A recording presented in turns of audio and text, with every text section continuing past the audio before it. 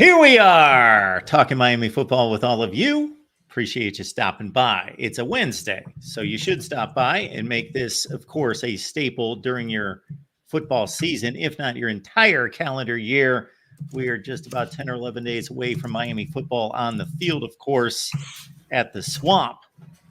But while we prepare for 2024, of course, Mario Cristobal and staff is also preparing for 2025.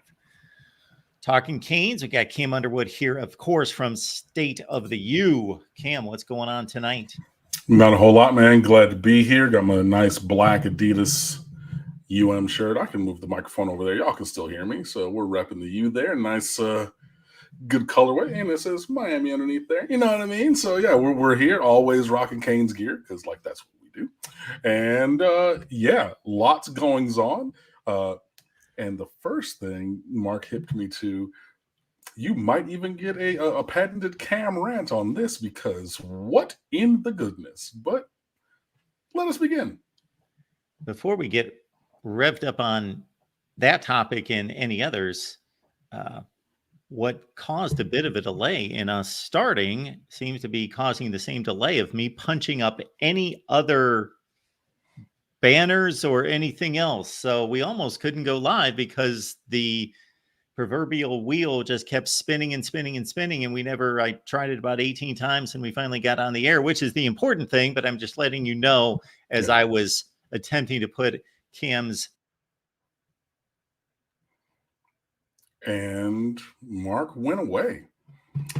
So, hey, what's going on, guys?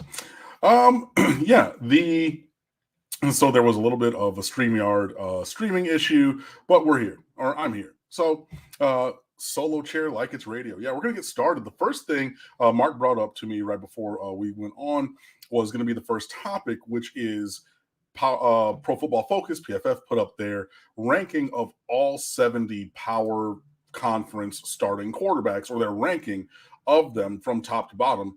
And yeah, the thing that was told to me. So Mark, he said, okay, cool. So the PFF rankings, and like I've seen, ESPN with their top hundreds, and like the NFL players ranking top 100, things have come out. So he was like, okay, yeah, Cam Ward's ranking. I'm like, all right, let me know. It goes 14, and I go 14 overall. And he goes, oh yeah, cool. And I'm like, all right. So I looked it up here in my other tab, and I'm like, no, not 14 overall, 14th at quarterback in the power, conferences or whatever. You got me messed up. Absolutely the fuck not. I'm sorry. I'm not sorry. Like I know you lying. If you think that Cam Ward is only 14 and below some of the people who, like, with all due respect, for me, when you do these rankings, it is entirely, would you take this person? It's like, which one would you pick? Right? So number one in the ranking goes to number two. Would you take number two or would you take number one? Okay, cool. Then number three, would you take that? And like, that's my viewpoint on these rankings is complete. It's who's better in this hierarchy. So I let them know about the ranking and the Pro Football Focus and everything. And so mine is like I was saying to the viewers, it's completely who is better. Cam Ward at 14, number one, that's low in a vacuum. Like, I don't really care. Like, he's a top 5, if not 3, returning quarterback in the country. So to be at 14 is ridiculous on its face. As I dig into this, they got Tyler Van Dyke at 15 and Cam Ward at 14. I know you motherfucking lying that he's only one place better. I'm sorry. I've seen it. I was here. Like, I wrote the articles. I did the good, the bad, the ugly. Like, I was there for all these stupid interceptions. I know you lying when you say that those are basically interchangeable parts in this ranking. No, absolutely not. And as I go down this list, right, there it is on the screen, so I don't got to go back. But Drew Allar at Penn State, and again, in immediate, who would you pick? I'm taking Cam Ward. Shut up. Allar drew a ton of criticism but much of it wasn't warranted. Get out of here. Get out of here. Get out of here. Get out of here. No, miss me. And I know that they're centering the whole conversation on their grades. 1-1 in a vacuum on a football field, and I guarantee you, if you got James Franklin in the room and said, there's nobody who's going to hear this, coach, which one are you picking? He's taking Cam Ward. I'm sorry. You go up another one, Connor Wegman, Texas A&M, former 5-star who I think is right about where he should be at 12, but based upon what we've seen from these players, no, give me Cam Ward. We go up Jalen Daniels. Again, I'm taking Cam Ward. Now, Jalen Daniels gives you a different dimension, right? Because he run like as a like pure runner and everything. But number one, you have major injury concerns there. And like he, to the point where like the coaches had to come out and say, look, we're being intentional by not playing him in the spring game and by limiting his reps because of the injuries that he sustained. And like, if you run that kind of offense, you probably do want Jalen Daniels. But in the offense that we run, which is, you know, power spread with a vertical passing game, Cam Ward any day of the week and twice on Saturday, and we move. Brady Cook, just a guy plus. He's a Jag, J-A-G, just a guy. Give me Cam. And like Brady Cook did really well. And you look at those numbers that are like the raw numbers there and the grade, but like the raw numbers and grades are better for Cam Ward. What are we talking? And he has more talent around him. Well, in the collective, Luther Burden is the best receiver on either Missouri or Miami's roster. Let's be clear about that. I'm not going to go that far. But no, boom, give me Cam Ward. So at minimum, we're in top 10. We keep going. Preston Stone, I'm so sorry. You're a good player. I thought Miami could have and should have recruited him at a time, but he's an SMU legacy and he's playing there and everything. And the first 4 words there, before breaking his leg, shut it up, give me Cam Ward. Now we're up into the top 9. Garrett Green, West Virginia, bye, moving on. Noah Fafita, Arizona, bye, moving on. And he's a good player, but I'm not taking him over Cam Ward. Jalen Milroe, the turnover machine. I mean, and look, and he's an incredible runner. He's a great athlete. But if no. And like, I know that he's buoyed by Auburn doing the stupidest prevent defense I've ever seen and everything. No, I'm sorry. Going into this year and everything, give me Cam Ward. We're into the top 6. And we keep moving. Top 5, Jackson Dart. Now you got a conversation. I think this is the first, and like the other ones, like I really breezed through. I think this is the real first time that you have a conversation. I think that these teams are in similar places because both of them spent a lot in the transfer portal to push it all to the center. There's really 3 teams that are really trying to go all in a different way than normal. So not like your Georgia that's like built a monster. It's Miami, Ohio State, and Ole Miss are the 3 who are like, hey, we're spending the money in the portal. We're doing what we need to do. This is a year we're pushing. And I think that the playoff hopes of both Miami and Ole Miss hinge on their quarterback. But here around 5, personally, I like Cam Ward, but I could see if people are like, it's really Jackson Dart. But this is where the first point of conversation comes in. Anything else is asinine. Quinn Ewers, I'm not so sold on him. Shedeur Sanders, I think, is woefully overrated. Dylan Gabriel is an incredible college quarterback, but he has the arm of a middle schooler playing with a broken arm. You know what I mean? Like they're going to do numbers at Oregon, but like, and I know, a tremendous career and but he's severely limited physically. And for what Miami does, I think Dylan Gabriel is way miscast at number 2. And then Carson Beck at number 1, fine. But like, you, in my mind, you have a real conversation with 3 or 4 of these dudes. At 14, miss me with that. Absolutely not. Like some of the names they have Cam Ward ranked behind, I don't know what.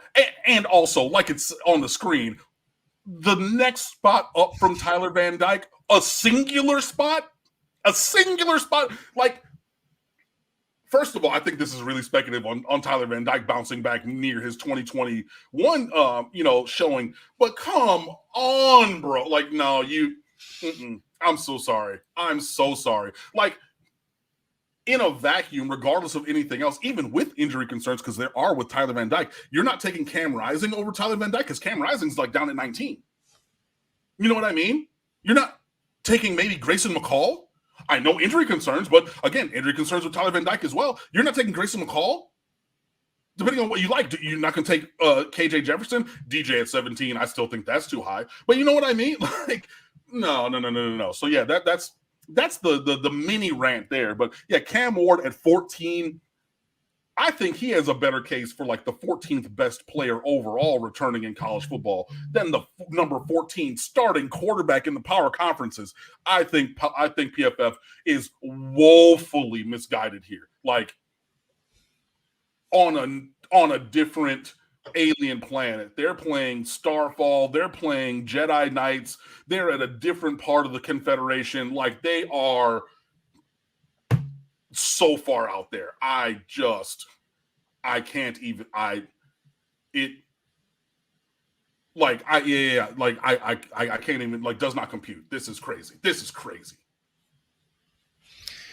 When I rank players, and we'll start with quarterbacks here, I do my very best, and this is an impossible task, to separate the player, the individual player, from what they will produce, which is greatly impacted by offensive line, weapons, defenses that they will play, system, how good is the development, coaching at the quarterback position. All of that impacts the player, of course. Yeah. It's impossible to separate it and know. Only the Almighty himself could do this. But I try to put myself in that place to say, wow, not good weapons, coaching's questionable, I'm going to rank this player higher. Meaning, the ultimate comparison or analogy would be if you took Pat Mahomes, if you said, okay, he's the best quarterback in the NFL, suddenly we're going to send him to whatever team is the worst coaching and the worst weapons, but he's still the same exact guy. So if you think he's the best, he's still the best, but he's going to produce much different statistics. Okay, I start on that premise. I also make a projection. So the projection obviously starts with, I'm a statistics guy, but that's not everything. There has to be context put to it. There has to be an understanding of Drew Aller. You brought up Drew Aller. If you look at his stat line from last season, I'm a TD to pick guy in terms of, okay, that's where it's phenomenal. It's 25-2. However, watch him play Ohio State and Michigan. He was borderline awful. I would take out the borderline, to be honest. Like, he protected the football is all he did, but he made no plays. He missed everyone. Sure, he was playing two of the top 4 or 5 defenses in the country and probably was a little overmatched along the offensive line and at wide receiver. So he did have guys weren't making plays for him. Right. But I'll put this counterpoint because I looked it up right now. Against O State, Drew Aller, 18 for 42. That's 42.9% for 191 with a touchdown, an 88.92 rating, 4.5 yards an attempt. Against Michigan, 10 for 23. That's 43.5% for 70 yards, 3 yards a throw, and a touchdown, and no picks in either game. But if you also look against Northwestern, that team blew them out, but he only completed 54.5% of his passes for 5.7 an attempt. Less than half of his 16 for 33 at Illinois for 208 and none. Then you have Rutgers, 6 for 13, 46.2%. Against Mississippi in a bowl game, 19 for 39. Like, it ain't even just against the two big dogs, and we've talked about it on this very show before about how Penn State beats everybody in the Big Ten except for Ohio State and Michigan. Like, that's literally for multiple years what it has been. But even when you extrapolate or look at the other games, he was not great. Now, did he have a 85% completion game against Delaware? Sure did. Did he start the year 72.5% against West Virginia and 3 tutties, 325, the best game that he played? Sure. But like, even as you look through that year, that was not great. I'm sorry. It just, yeah, and in all kinds of different places. But I mean, that's to single out one player. But yeah, and that, again, even if you take all the things that you're talking about context and playmakers and in a vacuum, like if you, again, like I talked about before, if you took the Miami profile team and put them in another jersey of another institution, you would think that they're the best team in the ACC and they would walk. Similarly, how if Clemson wore any other colors but purple and orange, and you looked at that profile team this year, you'd be like, that's an 8-4 kind of squad. Good, but nowhere near probably championship caliber. But they get the Lifetime Achievement Award of they've won a couple national championships. They've been the dominant program in this conference for many years. In a vacuum, if you're like, cool, for whichever roster, because I think that both rosters at Penn State and Miami are upper echelon, would you, like, which quarterback would you take, all things being equal, in a vacuum? Dude, the answer is Cam Ward. And like I said, I believe going up that list until you get to 5. And then I think that there's a couple guys who are just woefully overranked in there. But yeah, he's in the top 5, if not the top 3. 14? They must be smoking that good, that really, really strong, that loud, that sticky icky. Well, I would rather have them be incompetent than be corrupt. Therefore, I hope there's nothing going on where they're cooking the books just to do something. I don't know, that they've got a vendetta against somebody, or they're trying to prop up certain teams, certain conferences, whatever. I hope that it's an honest misjudgment. That I would agree. Yeah. Although my time viewing Cam Ward is not what it should have been to correctly assess him. I've not been watching Washington State football games. Man. I've been watching After Dark when he was at Incarnate Word, and that was definitely destination or appointment viewing. But I will say, I think that they're centering their grading as the prism through which the conversation starts and ends. So whatever we grade as is the thing, and then we'll sprinkle in some relational context things, some narrative things, and be like, oh, hey, and whatever, but like just to put it out there, but that didn't affect our ranking. It's purely on our proprietary numbers, which if you're an outlet that's pushing those numbers, it makes sense that you would base your, rankings and such on those numbers exclusively. I just think that that's, I'll call it flawed at best.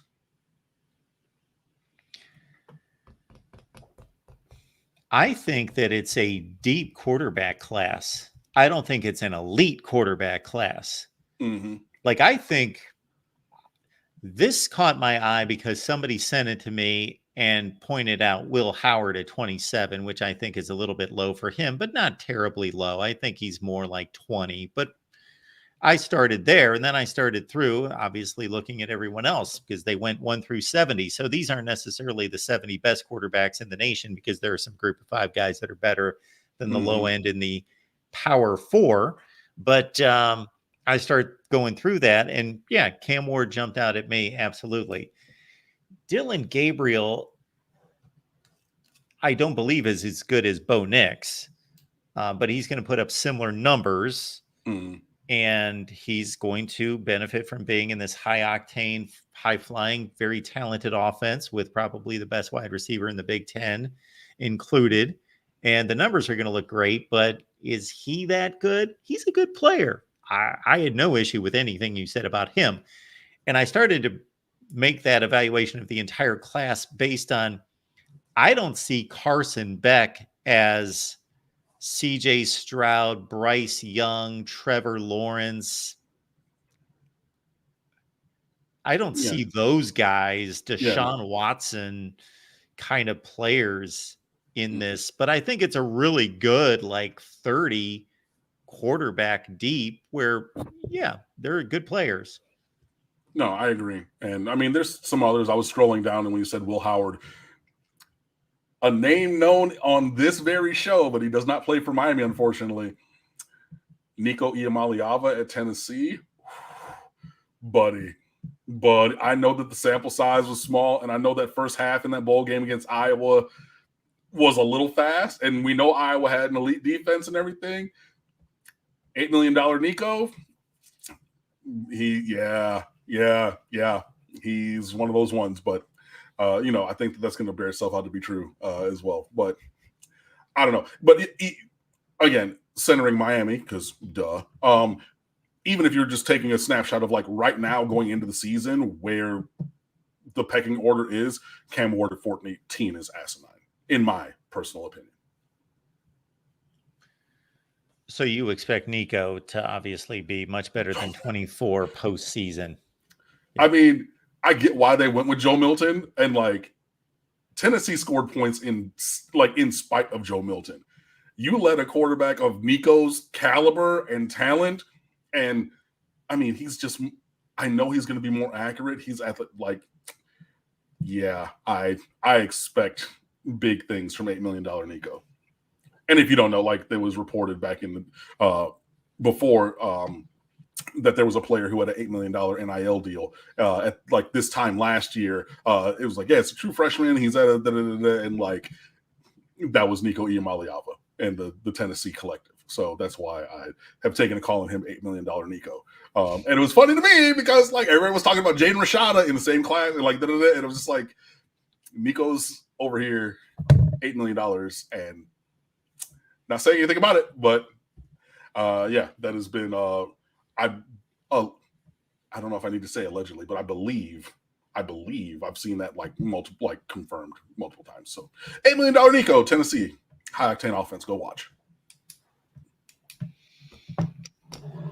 I didn't see much of that game. Nothing stood out. Anyway, it was a blowout.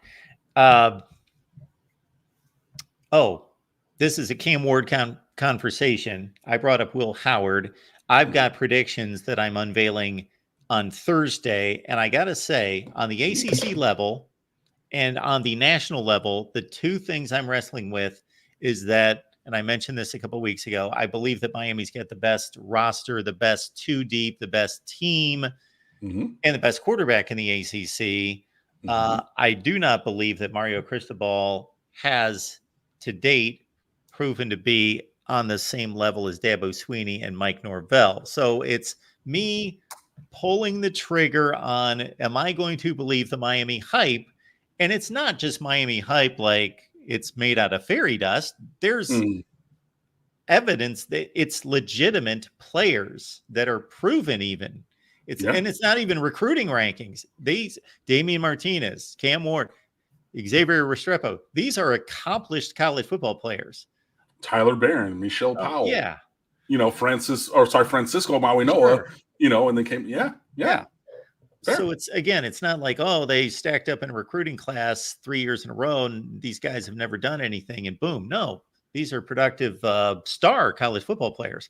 So it's me pulling the trigger on that versus the Clemson Florida State deal. And then on the national level, since we did see Will Howard, it's me thinking Georgia's I believe, the best roster in the country.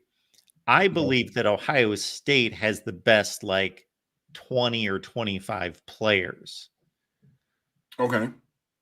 I believe they have the best top end talent. Okay. Not by much. But those two, I'm not so much caring that Georgia's got the 65th. The 65th guy on their roster is the best 65th guy on anybody.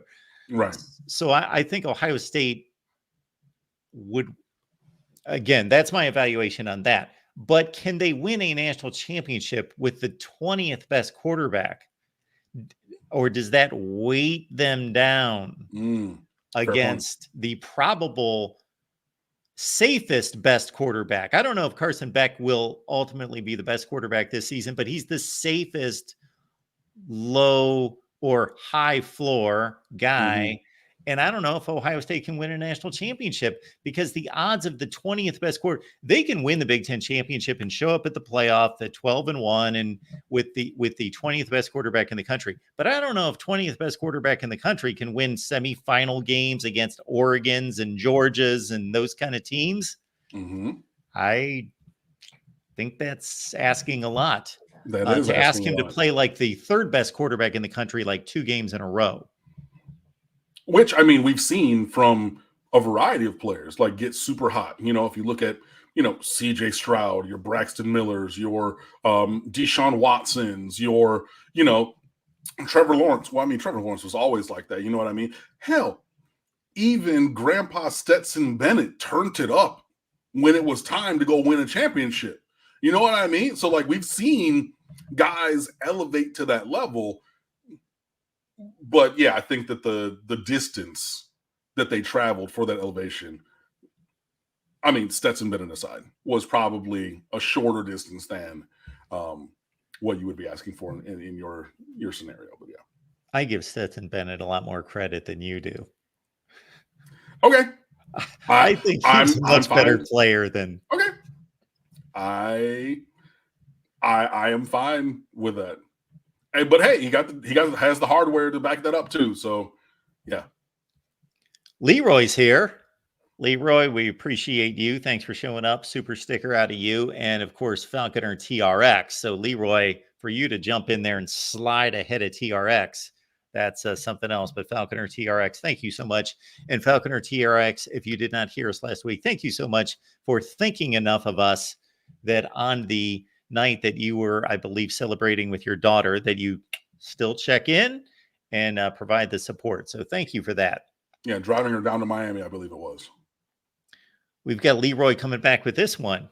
Which games will Cam Ward need a turn into Superman for us to win that game? I don't think that there's any game where he has to be Superman. You know, I don't think that there's one, because, like, in my mind, what this question is asking is, Miami goes into this game a level below the opposition, and we need Superman to go by himself, leap, you know, tall buildings in a single bound, outrace a speeding bullet, save a baby, all of, like, he has to do everything and take your tickets, sell a beer, pop the popcorn, make the hot dogs. He, like, all by himself. In my brain, I immediately go to another player named Cam who had to do this to win games. Cam Newton, his 1 year at Auburn, right? That he did all of that and then some, right? But that was required. And like we all know, nobody else on that team played in the NFL. Nobody else's offense took a snap in the NFL. You know, like, he was doing that with a bunch of guys who were going pro in something other than sports from Auburn. You know what I mean? A bunch of dudes who went into the, Enterprise Rent-A-Car management trainee system, or whatever they have, that partnership. I think that's what comes to my mind, where it's like, you have to have a singular performance by this guy to leap up and overcome. I don't think that there's any of those on the schedule. I do think, in a similar way, if you remember during the pandemic season, remember that 44-41 shootout at North Carolina State when De'Aaron King was just like, dog, we're not losing. I think it would be more something like that happens along the way, where one of those games becomes a Cam Ward put the cape on and, you know, lead the civilization to victory, as opposed to looking at the schedule and saying this game. If it was a few years ago, right, it would be, what was it, 18? The opener against Alabama? That one. Or 20, whatever that was. Yeah. That's the game. You know, the year. The LSU opener game. Huh? 18 made me think that was the LSU game. Joe right, Burrow. I was actually, just thinking that game against LSU. I think, was Alabama. 21? Right. Yeah. So 21 Alabama, 18 LSU. And remember, Joe Burrow went like under 50% passing in that game. It was, we turned the ball over and they ran the ball down our face and had a pick six. Like, Joe Burrow was not, that was the year before he was dotting everybody up. He looked super regular degular against Miami, right? But I thought Miami was in a better place than clearly they were going into the LSU game. But that's a game where it'd be like, cool. I'm on my back, boys. I'm going to carry us to a victory. Again, I think that a game or two along the way could turn into one of those situations. Looking into the season as we're 10 days ahead of kickoff, I don't see any game where it's just like, we have no chance to win but for Cam Ward to turn into a super duper duper star, legendary performance, more passing yards than Stephen Morris had against NC State, more touchdowns than, De'Aaron King or whoever had ever. And that's just my view. So I think that could come to pass. I don't look at the schedule and say there's no way to win this game, save for that being the case. Because especially, again, I believe that Miami has the best roster in the ACC. And I get that we're not even once bitten, 13 times bitten and like 14 times shy, because how many times have we said this about having the best team in the Coastal and like and then it not getting there. But like really and truly, I believe that this roster is there. And so I think it needs him to operate at a high level. It does not have to operate at like this super duper duper legendary level to have the kind of success that I believe we're going to have this regular season. The difference would be this season, they have the best roster in the conference. In previous seasons, I selected them to have and finish with a better record than they ultimately did. I would pick them, let's say, to go 9-3, and they went 7-5 or 6-6. Mm-hmm. But I didn't think they were better than Clemson. Clemson, from the time we've been doing this show, Clemson's been the best up until a couple of years ago. And now, they had their struggle with Florida State, and it's a 3-team race, it appears to be. Mm-hmm. But for most of that time, 2017 was the last time that Miami obviously had a chance to do something special, but Clemson was the number one seed in the playoff that year. So Clemson is, this is the first time this team should win a championship. Should. Absolutely. So, but yeah, I'm looking forward to some great Cam Ward performances. I'm looking forward to some really, incredible things that he does along the way. And maybe one of the games, it does turn into a shootout and he just, catches fire and has to like go and do that for Miami to win. But yeah, I don't think that it's a necessity going into the year that happens in order to have any kind of success, especially in a particular game. So since that game is not on the schedule, if the college football season plays out the way you expect, that game's going to come in the playoffs. So how many teams in the nation do you think, okay, Cam Ward has to be that guy on that night to beat that team? Oh, that's a good question. Top of my head, even a little unproven with the new coach, I'd say Alabama, Georgia, O-State, Michigan. So that's 4 right there.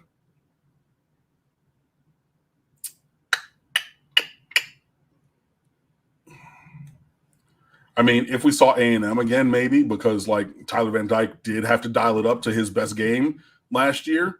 And, it'll be interesting to see what Mike Elko does. But regardless of what he does, they have a stacked roster of incredible athletes, which we've known after playing them the last 2 years. I think they fit, like a Notre Dame, I want to say maybe fits in there. I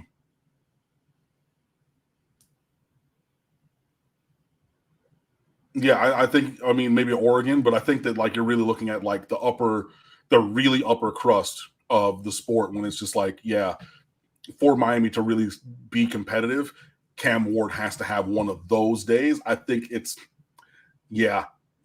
probably, I think I named 6 or 7 teams. It might not be more than those that I mentioned, unless somebody else pops up randomly, crazily, like a TCU from a couple of years ago, where it's in the playoff and they beat Michigan and got to the championship game, and they got their teeth kicked in, but something like that, I think would be kind of where I land on that one. Maybe Texas. Did I not say Texas? I thought Texas. The burnt orange went through, but yes, them also. I think they fit in there. Falconer, TBD can be a great quarterback. Cam Ward is a great quarterback. If you take that viewpoint, that is a big distinction, and I am more along the lines of that, especially at the collegiate level. TBD is working on 2 seasons of mediocrity. And injury had something to do with that. But that also plays into the fact that he's not able to move a lot, and that's why he got injured, because his relative lack of mobility. Falconer. Cam Ward rejected the NFL draft for Miami. Cam, NFL QB. I mean, yeah, I think that he's going to be probably a second or third day pick, but I mean, yeah, he'll be picked in the NFL draft and go from there. But yeah. Falconer TRX keeping us going here. I feel bad for Shadur. His father hurts him. That's what they choose to do, and that's how they choose to run their his household and his program. Deion Sanders out there, because I do not call him by that other moniker because his name is Deion Sanders. So yeah, that's what they want to do. So go ahead and do it. Somebody sent me a comment the other day that said, I appreciate, Mark, that you called Deion Sanders by his name.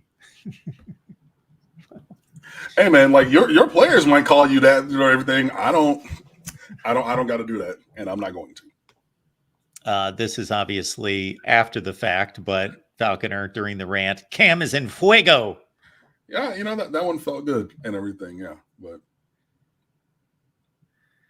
Falconer, thank you so much for being here. We appreciate you. Thank you for your contributions. Did you see the Behind the U interview with Josh Pate today on campus? Yeah, so Josh Pate, national radio, it's turned into a YouTube show, but, host and pundit, came down and he sat with Josh Darrow for Inside the U. Behind the U, excuse me. I got the branding wrong there, but the Behind the U podcast series, and did an interview. And yeah, it was strong. You guys should listen to it and watch it, and made a lot of the comparisons that we've been making. And it's, again, like I talked about last week, when national people are seeing the things that we're seeing and saying the things that we in the Miami sphere, not me, like myself personally, because I haven't said everything, but things that you hear around, whether it's one of the beat writers or, me in here or another, website or show in the Canes universe, right? People are starting to see those same things and say those same things. So, Josh Pate talking about, hey, man, I've been to Ohio State.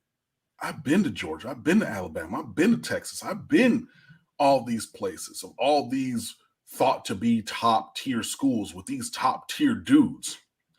And I walk around this athletic center, and the same kind of bodies that I see in those facilities, I'm seeing walk around here. Yo, they got a quarterback who, Josh Pate has already said 11-1. That's his prediction. He's like, Cam Ward is that dude. I saw them at practice and the way that he is leading and the way that he's playing. And I remember this is years ago now, man, had to have been, what was Brad Kaya? Brad Kaya was a freshman in 14. He played 14, 15, 16, left, and Malik Rozier was the quarterback in 17. So it had to be media day 2015. I went down there because I had the day off from teaching at the time. And I was talking to a couple of the beat writers at the time. I think Gabby was still writing. I don't even know. Gabby hadn't even started with me. Anyways, whatever it was. I'm there talking to a couple of beat writers, and they ran a play action pass on air because they were only in shells. It was like the first day of practice or whatever. And Brad Kaya made this throw in like middle of a conversation. I was like, yeah, Mark said, whoa. And it was like a throw on air. And it just like was something special, right? And you could just tell and feel like, whoa, hey, hold on. This kid has a little something. But then you get like guys going down like Josh Payton saying, yo, like I was in the practice or like, and I saw, and it made me do the same thing. Like I was just talking about being there and talking to somebody on the side and watching the thing and being like, yo, wait a minute. Hold on. That feels different. Like if you've been around good teams, you've been around championship organizations in whatever, organization it wants to be. I had a choir program that routinely had students go to All-State and went to states for performance. moments. I would go out to football practice at Miramar. They went to a state championship game, won a state championship game, things like that. Beat St. Thomas Aquinas 4 years out of 5 and things like that. When things are going in a right way, especially in the preparation phase of what you're doing, it feels different. It looks different.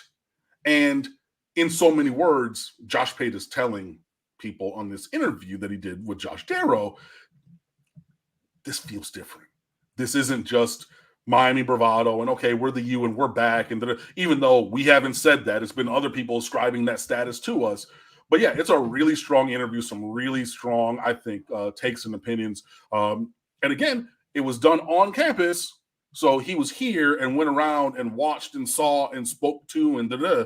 So yeah, it's really a good piece of art. And I think that there's a new, that's the new episode, excuse me. And then they're doing like the Hard Knocks behind the scenes propaganda show on the athletic department YouTube page as well. And like I said, there's no chance in the world that Mario would allow them to do that if he didn't think that something special was happening. So you put those things, I think there's like 4 episodes that have been released in that also. Yeah, so go check all of those things out for sure. Really a great listen and watch if you want to watch it on the YouTube. Cam, my mom told me not to spread misinformation, so I'll have you read that one. Miami 2002 national championships. True. But hey, got screwed. It happened all those years ago. Onward we go. Falconer, my daughter had a huge crush on Brad Kaya. It's funny. I just saw a bunch of people on social media thirsting after Brad Kaya because, like, if y'all don't remember, Brad Kaya's mother, Angela Means Kaya, played Felicia in Friday. F-E-L-I-S-H-A is how you spell it, as according to the script, not the ICIA. But yeah, his mom played Felicia, the crackhead, in Friday. And he went up years later, just now, I want to say, and he put up a video Brad did of his mom and what she's doing and his father. And people were like, oh my God, Felicia from Friday got this fine ass son. And da-da-da-da-da. He's out there living in LA and he's going the scriptwriter route. He just got his master's a couple years ago in that from the USC School of Arts and Motion Picture Academy out there and whatnot. But it's funny that was literally this weekend, somebody sent this to me. It was funny. A female friend of mine, she was like, isn't this a dude who played quarterback at Miami? And I was like, why would you know? And yeah, so is Brad Kaya talking about his parents and everything, doing a little tribute to them. So that was an interesting kind of a thing to be brought back up. Yeah. Bryce Fitzgerald is a highly regarded safety out of Columbus, and he is now headed toward the U. Yeah, man. So a couple of commits as we take that key change going into the world of moving forward, the 2025 class. And this was a birthday present for me. As I was out to dinner on, you see it, August 17th, 2024, to enjoy my birthday, just like I was out to brunch when Mark Rick retired and everything on my friend's birthday. But yeah, Bryce Fitzgerald, you see the measurements there. He's a top 200-ish player in the composite, top 130. Can play both inside and outside. He has experience at corner and at safety for Columbus. This is another one of the many powerhouse programs down here. Obviously, Mario Cristobal's alma mater, him and Mirabal, their kids go there and everything. And this is a place where Miami has gotten plenty of talent over the years, whether it be a Deion Bush, Henry Parrish. I know it was a transfer, but yeah, plenty of guys have come from Columbus, and Bryce Fitzgerald is the latest one to commit. Yeah, building a really great secondary in this class. He's a basketball player, high jumper, he's, been all over the place. He was at Belen for a little bit, which I know Belen Jesuit Academy has a huge rivalry with Columbus. Imagine if I, who went to Cranbrook, would have transferred to Detroit Country Day, 2 miles down Losser Ave, or Losser Road, our biggest rival in the world. That's pretty much going from Belen to Columbus. type of thing. But actually, it would have been the other way because, DCD is the inferior school to the one that I went to. But I digress. But anyway, so a great get. You're starting to really stack a great secondary class together. Jabari Antoine, Amari Wallace, Bryce Fitzgerald, Chris Ewald in this class right now, and a Timothy Merritt from Alabama also. So yeah, Miami, knows that we got to go get guys and stack plenty of chips in this class. There was some chatter that Fitzgerald was going to maybe take his talents elsewhere. He did take official visits to all three of the big three in Florida. That's Florida State on June 7th, Florida on the 14th, and then us on the 21st. But he saved the best for last. So I saw Florida State people were kind of chirping a little bit and whatnot. Florida people, they said a little bit, but yeah, it was really, he was Miami's to lose, and Chevis Jackson leading that recruitment did not lose him. So that's another great get. And yeah, we keep moving this class forward. And also, Cam, we have a player up front on defense who you described to me as more of a project, who has flipped in Micah Newton. Yeah, Micah Newton, he's from, Newberry High School up in Newberry, Florida, was committed to NC State and has flipped to Miami. They like his upside. He is a little compact, a little shorter than you might prefer at the 6'2" size, but definitely has film that supports what he does. He can get a little bit bigger, but is like a kind of quicker interior guy with pretty good potential. And, NC State, not for nothing, they've done a really good job identifying and developing guys on the defensive side of the ball, specifically along the defensive line. So if they're saying, okay, we've got another one of those guys, and well, independently, I'm sure that Miami did their own evaluation. So if Miami's evaluation, and look, I don't think that we've really missed on a guy. I don't think that, there's been some injuries and things, but I don't think that we've taken somebody who completely cannot play here along the defensive line. So you have our proprietary evaluation, and you compare that also with NC State, again, who's done really well getting guys and developing them, especially from down here. In Florida, I like it. He does not need to come in and be a day one guy. Maybe he's a little bit of a under the radar prospect and could develop. I don't think that he plays as a true freshman in the 25 season, maybe 26 and going on. He can start going into the rotation. But you take it's a win-win. You take a guy off of the board for a team in your conference, and also you add him to the cadre of what you're building here. I like it. I think it's a good take, especially because you're not going to get all superstars. Not all day one. Justin Scott is going to play this year. 5-star from Chicago, 5-star defensive tackle, blowing up in practice. He's going to find his way onto the field. I don't necessarily think that Micah Newton is on that trajectory, but even short of being on that trajectory, I think that he can be a positive value add to this roster. So, kudos to the staff as we keep going and building this class. And I am going to probably start notebooks coming up pretty soon here, because I know I say that all the time and I leave them to the end of the year. But, brother, we got 22 commits already. And, yeah, I gotta get started writing. I'm not going to wait until National Signing Day to get those on the board.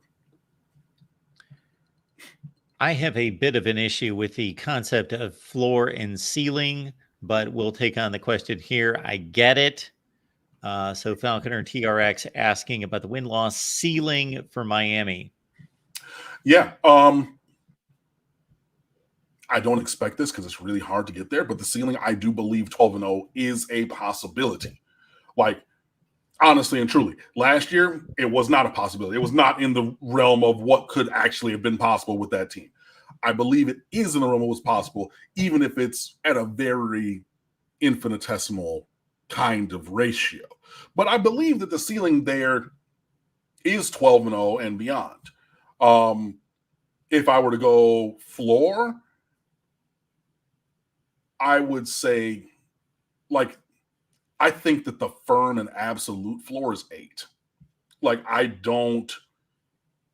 I struggle absent a rash of injuries that, rivals, you know, I don't even know what those whatever year that was that Maryland was playing a linebacker at quarterback. Remember, like had all four like scholarship quarterbacks get injured. They had a kid on red shirt who like they were not going to play. No, they might have even burned a red shirt and then he got injured and then like something like that. Short of something like that, I really don't see fewer than 8. Like, as we look here, as I'm looking at the schedule, FAMU is a guaranteed win. Ball State is a guaranteed win. I don't care what you say. USF is a guaranteed win. That's 3 right there. Wake, Syracuse, that's 5. And then, like, even if I were to say the other 7 games are possibles, then you got to go 3 and 4 in your other 7 games to get to 8. Like, again, with this roster, with as constructed, yeah, I would say ceiling 12-0 regular season, firm floor 8-4, and I like, yeah. Okay, I maybe take this way too literal, but I would argue that Miami's team could have went 12-0 last year. And that sounds ridiculous because they went 7-5. But if you took each game singularly and said, can Miami win this game? Yes. Can Miami win that game? Yes. And went through all 12 games. Yes, they had the capabilities. They actually lost to the 2 teams that seemed to be the most obvious losses last year, Clemson and Texas A&M. No, they beat them, you mean? Yeah, they beat them, meaning those were the 2 teams that they were pegged to. If they were going to lose 2 games, those were the first 2 that came off the board as losses to start the season and turned out to be wins. So, but if you work in probabilities, for example, if you play a game in which you are, let's say, an FPI 60% chance of winning, and then your next game is a 60% chance of winning, if you put those 2 together, that's 60 times 60, you have a 36% chance. I don't think this necessarily translates to football, but 36% chance of sweeping those 2 games. So that's why the probabilities just cascade down for anybody that's trying to go undefeated or have some outstanding record. Yeah. But yeah, they can win all these games and be 12-0. Now, can they lose? I say outside of Florida A&M and Ball State, again, applying this, can they lose to any of these teams? Even Wake Forest, even if they're at home against Wake Forest, they have a 92% chance of winning, let's say. Can they lose that game? Yes. So the literal definition for me is, well, it's kind of 12-0 and 0-12, but that's ridiculous. Yeah. It's 12-0 and 2-10. But realistically, I'm going to knock it down to like 7-5. They go to Florida and lose. They lose to Virginia Tech on a Friday night. They lose to Louisville on the road. They lose to Florida State. That's 4. And they trip up against any one of Syracuse, Georgia Tech on the road, Cal on the road, having to play cross country. Yeah. So I'm pretty much right there with you, but I'll tack on the 5th loss as the floor. Okay. Yeah. But yeah, they can not only singularly win each game, just like last year's team, if you line them up against any, but they have the talent to not slip up. It's possible. It's a long shot for anybody to go undefeated. We had 3 teams last year in the regular season go undefeated, correct? Yeah, Florida State, Washington, Michigan. There's usually 1, maybe. Seems like there's usually 1. So, yeah. 11-1, I would say, is a more likely ceiling. And 9-3 would be a bit of a disappointment, but obviously a much better season than what they've had the last 4 or 5 years. Yeah, and we're very close to that. And I was going to what I believe to be the absolute extremes. Like, I think that like the reasonable window, as you said, is probably 11-1 to 9-3 for what will actually transpire this season. But yeah. Hey, Mark Rogers predicts Miami 12-0. Nice. That's what I said. Sure.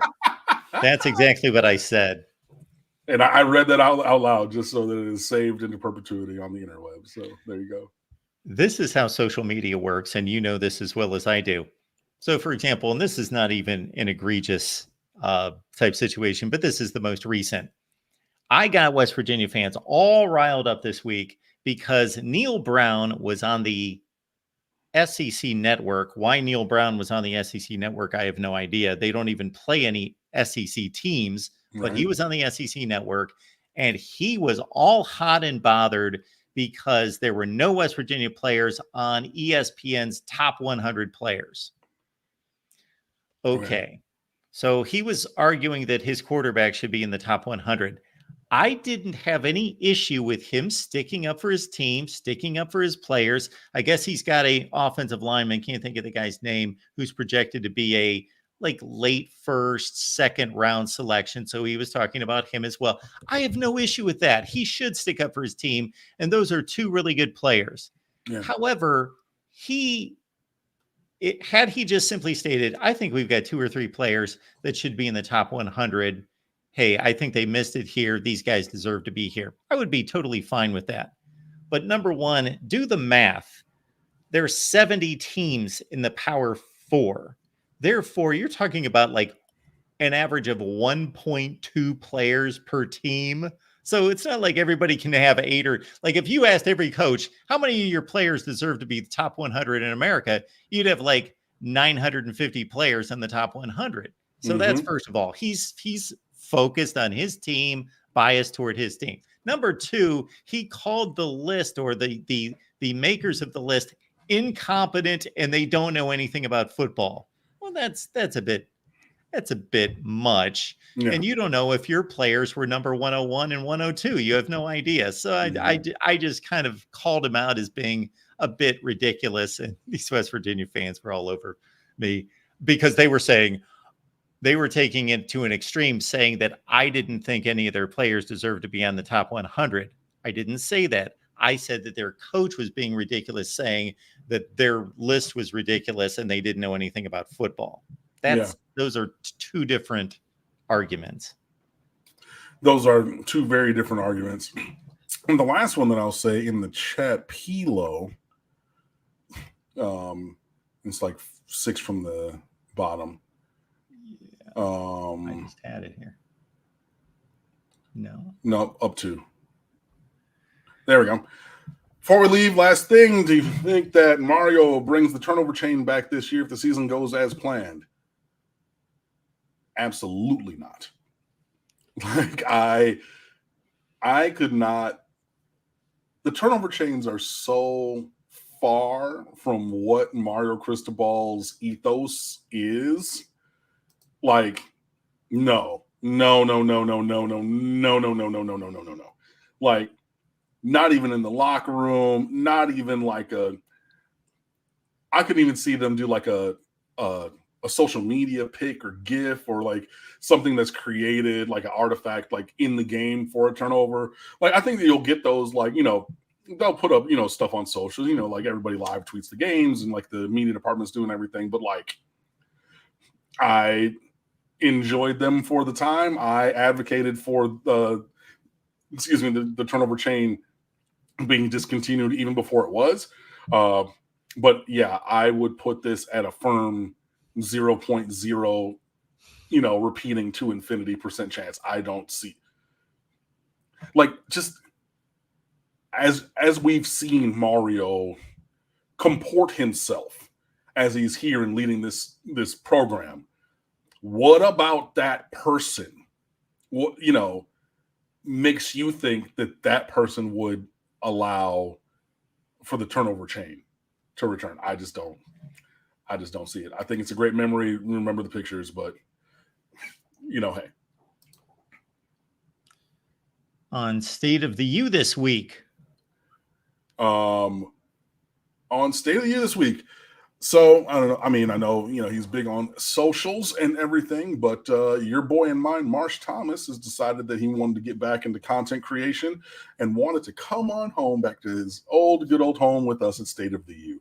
Cam, I understand your hate on the chains, Falcon or TRX. I knew that you and I were alike. So yeah, Marsh, as soon as we made that connection and everything, has already hopped in with a couple of pieces. One on recruiting, talking about Hilton Stubbs, one on the performance of one Cam Ward on the road in his career and focusing on last season. So that's up there. All your summer scheming, I believe, is coming to a conclusion this week.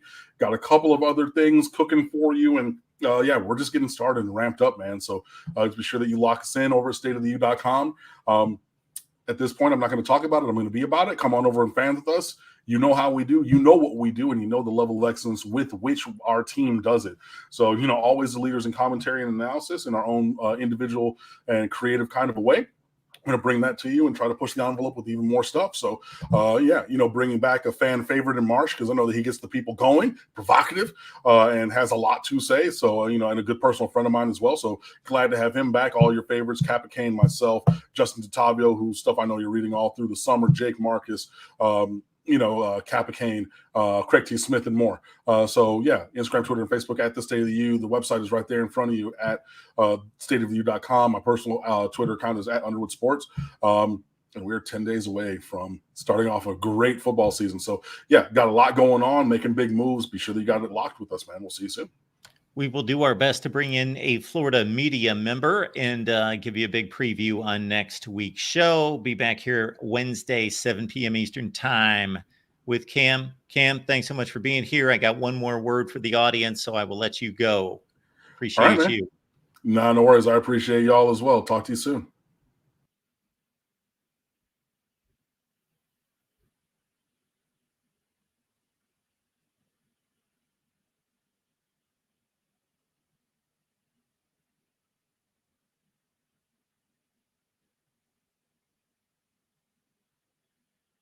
College football is even more exciting with some action on the line. And the games are even better when you're cashing in. And the Voice of College Football is the place to be to get the greatest value. Let's start with my picks. 75% against the money line, 58% against the spread. I've got a 40-year track record.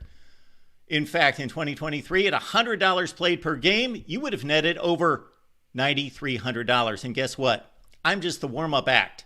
Steve Merrill, our ace in the hole, show stopper from Wager Talk. 6 years with the Voice of College Football, over 30 years in the industry. Steve gives us analysis on all the big games, but you can't miss Steve's weekly under-the-radar pick, which went 21-5 against the spread the last 2 seasons. I repeat, 21-5 against the spread. You also get picks from some of our top analysts here at the Voice of College Football, including Steve Dace and Matt Zemek.